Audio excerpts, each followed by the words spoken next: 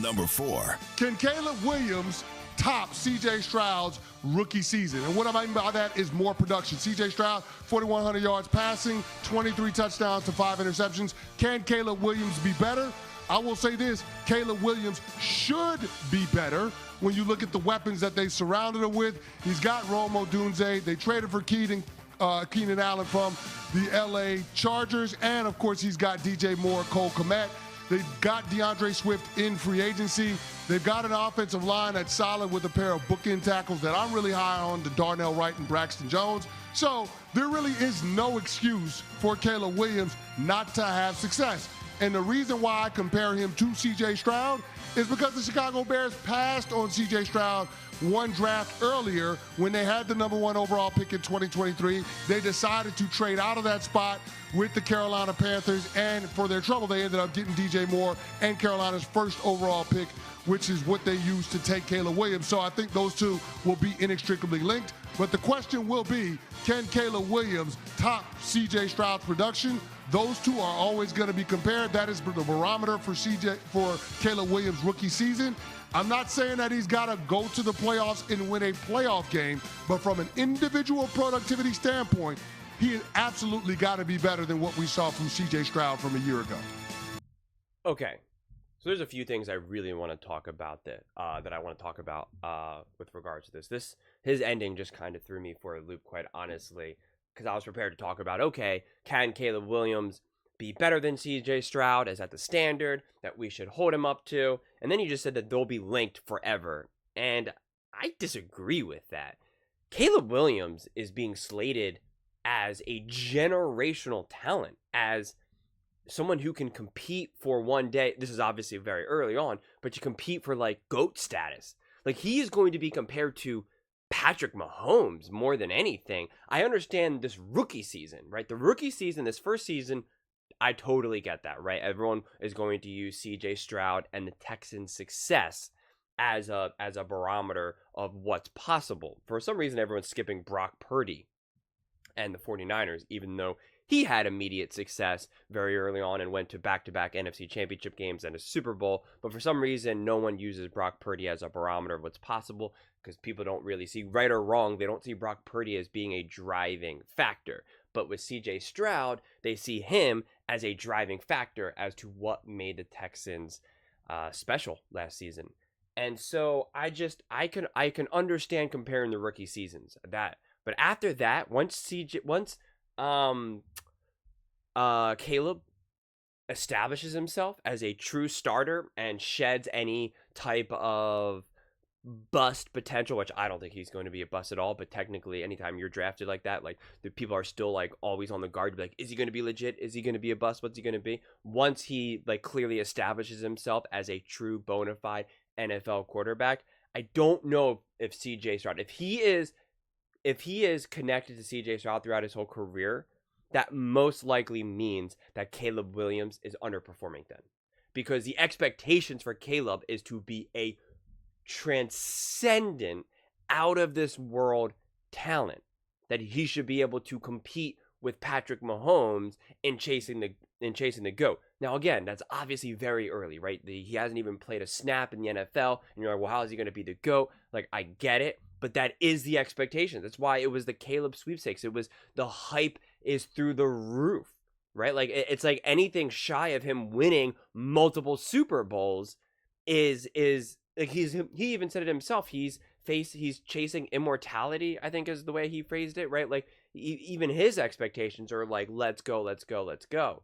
So I just think that the only way that he is going to be connected to CJ Stroud throughout his career is if he's underperforming, or if CJ Stroud is winning Super Bowl after Super Bowl after Super Bowl. Then it's like maybe the two of them are trying to chase, and maybe the two of them are chasing Mahomes because obviously he's years ahead of them, or maybe they catch up to Mahomes and now they're all chasing Tom Brady. Like, I mean, honestly, who knows? Like, it's going to be completely hard to predict, because let's say for whatever reason CJ Stroud and the Houston Texans win back-to-back Super Bowls this season and the next season. Let's just say that. Well, now CJ Stroud is technically in the hunt for chasing GOAT status, right? And it's no longer just a one-man race with Patrick Mahomes, because that's what it seems like right now to me. These quarterbacks, any great quarterback, is just immediately being entered into a GOAT race. That happened to Patrick Mahomes, and now it's like, well, can this guy be the GOAT?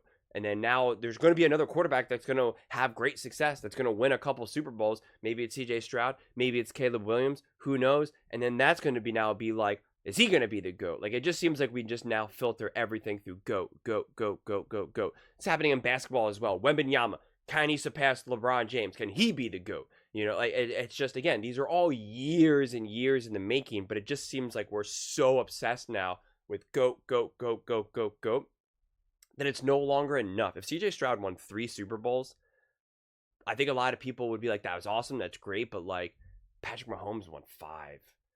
You know, or Patrick Mahomes won 6. Like, it would still be like, it's not enough. Even as people look back at Peyton Manning's career, it's like, well, why didn't he win 4 Super Bowls? Why didn't he win 5 Super Bowls? Like, it does. Like, you get pulled down a little bit. So it just seems like we are all in on Super Bowl after Super Bowl after Super Bowl. So that's why I'm not so sure that he is, Caleb Williams is going to be connected to CJ Stroud. But in terms of what's possible, to me, this is such a fascinating conversation. And I made a Bears video, I think it was yesterday or a couple days ago, and asked everyone, what are your expectations for that? And I got some fascinating responses. I straight up said, like, what do you think is a legitimate expectations for the Chicago Bears? And honestly, it was exactly what I expected. We have people that are saying anything short of 4,000 yards, making the playoffs, 10 plus wins, it's a failure. Other people are like, hey, he's a rookie, he's young, we're just getting started. I'd be happy with 8-9 wins. Just showing potential is good enough. Like, it's been a mix across the board of people from really like seemingly pretty grounded takes to other people are like, hey, he better win multiple playoff games. Like, he better hit the ground running and really prove that he is for real from the jump.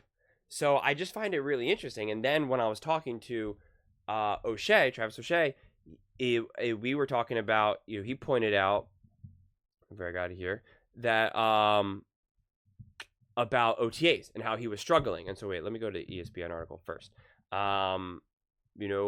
It came out, Bears vets lift up Caleb Williams after struggles in practice. An up and down day for the Chicago Bears offense during the third practice of OTAs ended with an encouraging message for rookie quarterback Caleb Williams. On your safety, Kevin, join them. Let me see where it says we had a good day.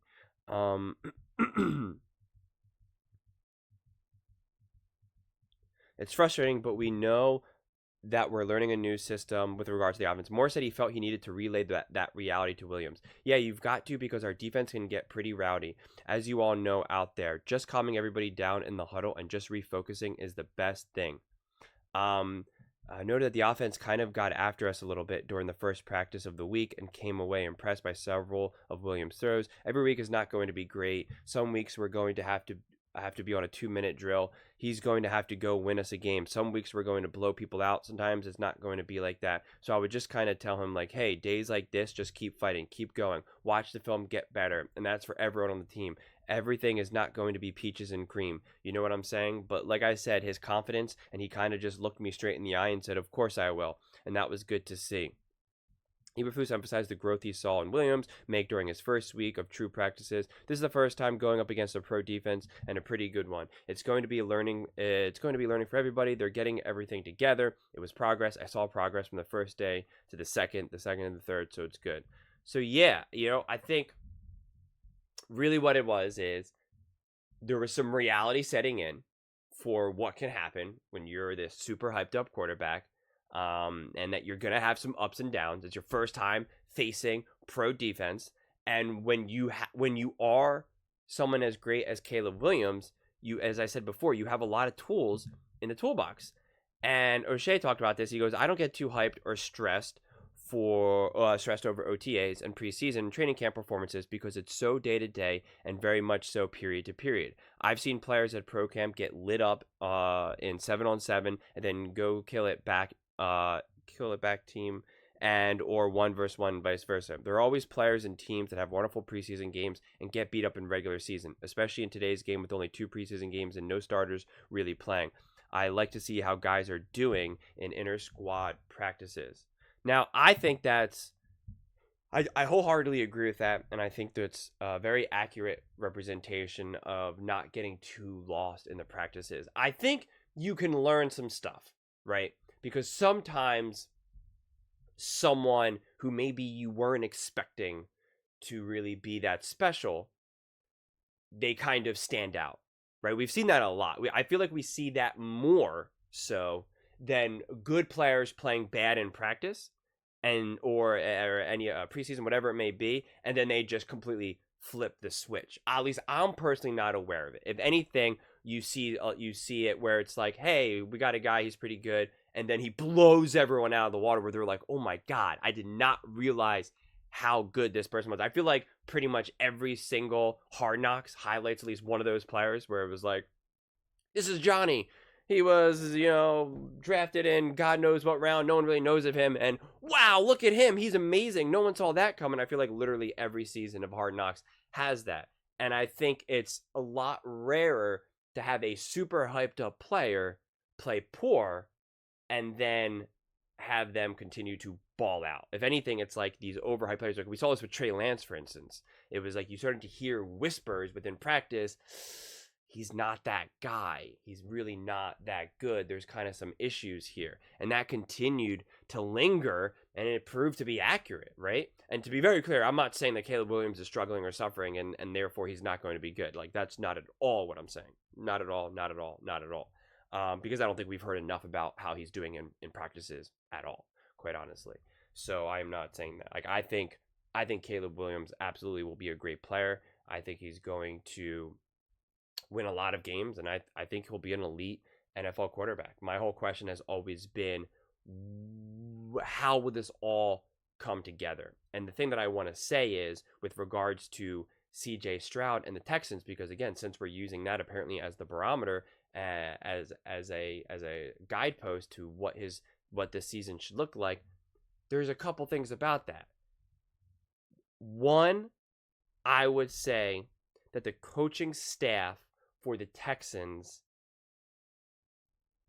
had a different job to do because the expectations weren't there. The Texans were essentially rebuilding from the ground up at that point, right? No one thought that they were going to have the level of success that they did, and nobody would have faulted them. Nobody. If they won 5 games and CJ Stroud just looked pretty good, they would have said, "All right, there we go.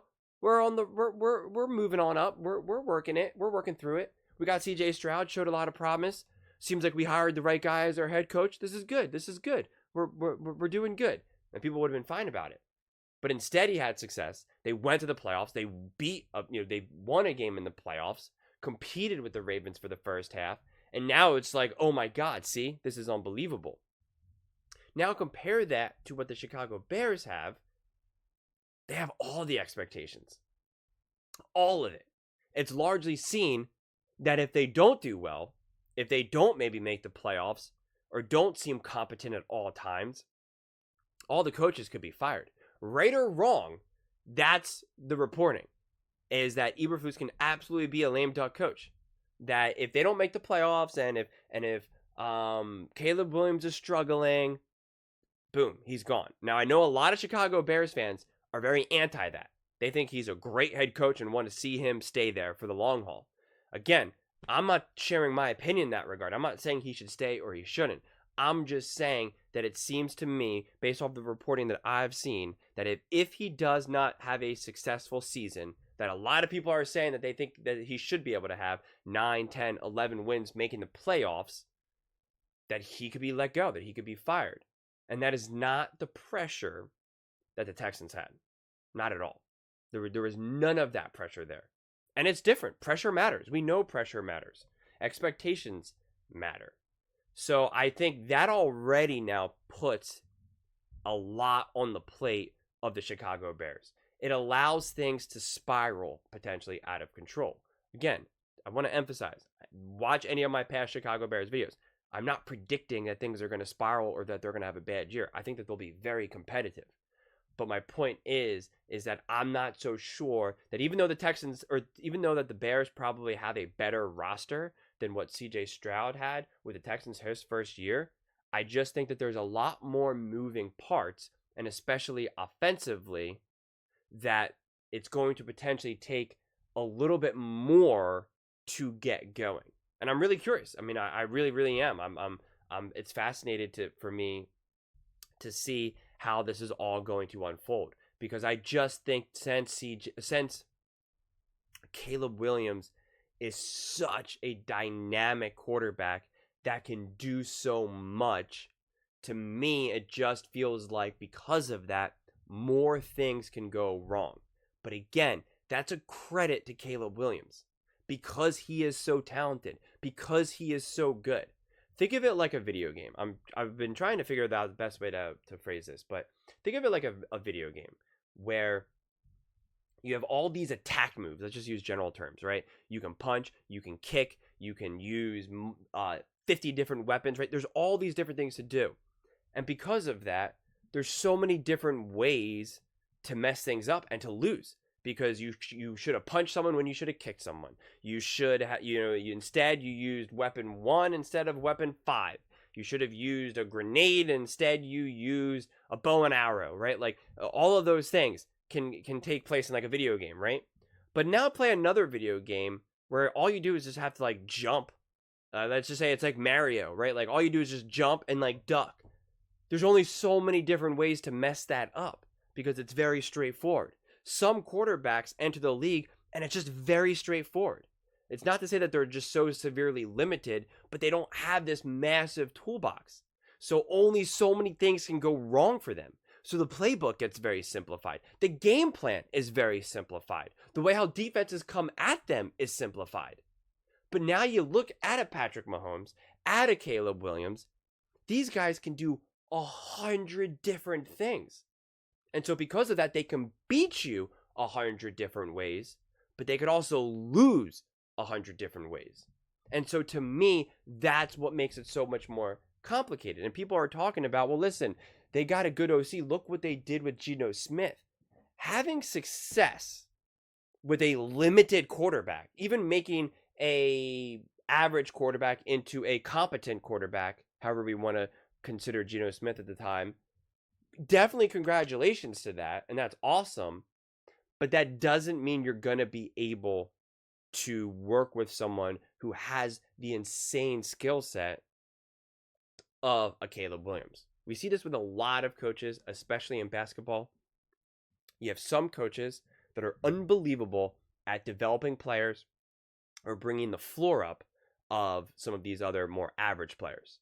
But they have no idea what to do with the elites and the stars, the LeBron James, the Steph Currys of the world. And then you have the other coaches who know exactly what to do with the LeBron James, the Michael Jordans, the Steph Currys, the KDs, all of those people. But they have no idea how to bring the floor of these other bring the floor up of the more average players. So that's what that's really all I'm saying about Caleb Williams, is because he's such a complex player who can do so much. It's going to take a special coach to be able to really maximize that, to really have him reach his potential. I'm not saying he doesn't have that. I'm saying I don't know, and no one knows. There's no way to really know. And using success with Geno Smith, to me, is just not accurate. It's just not. So, again, I think that this is going to be really interesting to see how this season unfolds. What's going to happen with Caleb Williams? We're already getting mixed information. He's having a great practice. He's having a terrible practice. Like, it's just always interesting. And again, I don't ever typically pay attention too much to those things, as Travis O'Shea put out. And I really largely agree. But it can't be avoided when you have such a hyped up player like Caleb Williams, where even the fan base is saying, we have a rookie quarterback and we are expecting to go to the playoffs. We are expecting to win. And we are expecting a 4,000 plus yard season, 30 touchdowns, let's go. And so that is lofty expectations. No one had that for CJ Stroud. No one. CJ Stroud was barely talked about going into this season. Caleb Williams is like through the roof. People can't get enough of Caleb Williams. We're talking about a practice months outside of game one, and yet people are more interested in talking about a Caleb Williams practice than the NBA finals. That's for real. Like, I'm looking at it off of my own metrics, my own views. So that matters. It matters. But those are just my thoughts. I would absolutely love to hear yours. What do you guys all think? Do you think that CJ Stroud and Caleb Williams are going to be connected for the rest of their careers, like he said, for whatever reason? And what do you think about the expectations of Caleb about being better than CJ Stroud last season? Do you think that's fair to put on Caleb? Let me know in the comments below. I read every single comment, so whether you agree with me or disagree with me, either way, let's get in some discussions, let's get in some fights, but ultimately, let's just have some fun. And please do consider subscribing. We are building an amazing community here, and I would absolutely love to see you part of it. I want to build something that we all genuinely feel connected to, something that we're really excited to be part of. I think we're well on our way to doing it.